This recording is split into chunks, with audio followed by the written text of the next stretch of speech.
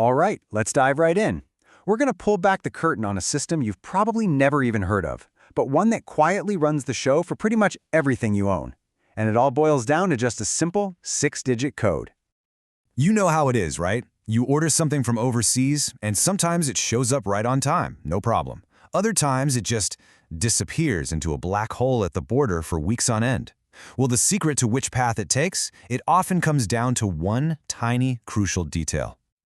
Just look at this number, $365 million. I mean, what could possibly trigger a penalty that huge?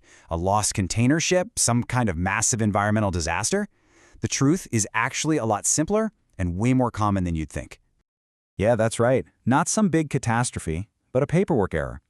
That was the fine a major company had to pay for putting the wrong 6-digit code on their customs forms. This isn't just a hypothetical what if.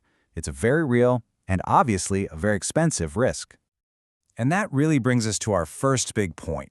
Getting this code wrong is not a minor slip-up. It can be a multi-million-dollar mistake that companies, both big and small, are making all the time.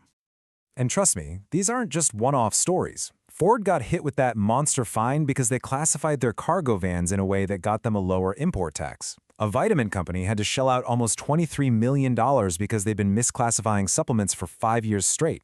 Even smaller fashion companies have been hit with multi-million-dollar penalties. So the point is, this little code, it has some serious teeth. So what in the world is this code that holds so much power over global trade? Well, it's actually part of a pretty brilliant system. It was designed to create a single, universal language for every single thing that crosses a border.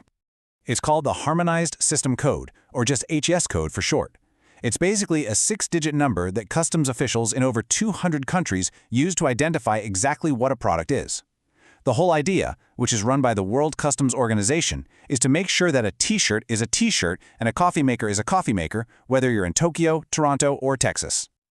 Honestly, the easiest way to think about it is like a global barcode for everything. You know how a barcode at the grocery store tells the scanner what an item is and how much it costs? Well, an HS code does the same thing for customs. It tells them exactly what a product is and which rules and taxes apply to it. Simple as that. Okay, now this is where things can get a little tricky, especially if you're dealing with the US. So that 6-digit HS code is the global standard, right? It's the foundation. But countries can then add their own extra digits to get more specific. So in the US, you'll hear about HTS codes for stuff coming in and Schedule B codes for stuff going out. They all start with the same 6 digits, but those last few numbers are unique to the US and determine the actual duty you pay. So how are these codes actually put together? I mean, they might just look like a random string of numbers, but there's a really clear logic built right into them. The structure is actually super logical. The first 2 digits are the chapter, so that's a really broad category, like coffee and tea. The next 2 digits are the heading, which narrows it down maybe to tea, and finally the last 2 digits are the subheading, which gets super specific, like green tea. It's kind of like a funnel, you know? It just moves from the general to the very specific. And here's a perfect example of how that works. The global HS code for green tea is just 0902.10, but then the US tacks on 4 more digits to get even more specific, like whether it's in a package that weighs more or less than 3 kilograms. And that detail is what determines the final tariff rate. This is exactly where so many of those expensive mistakes happen, in those final country-specific numbers. Okay, so with all that in mind, how do you actually find the right code for your product and, avoid those massive fines? Well, the good news is you don't have to just guess. There are official tools and clear rules of the road to follow. So, rule number 1, and this is the big one, always start with official government sources, like the International Trade Commission's website here in the US. Of course, you can and should also talk to experts, like your customs broker.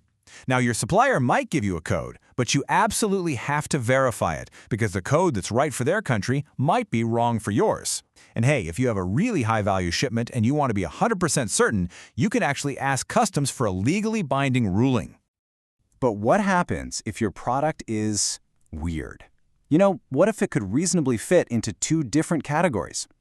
For those situations, customs officials have a playbook. It's called the General Rules of Interpretation, or GRI.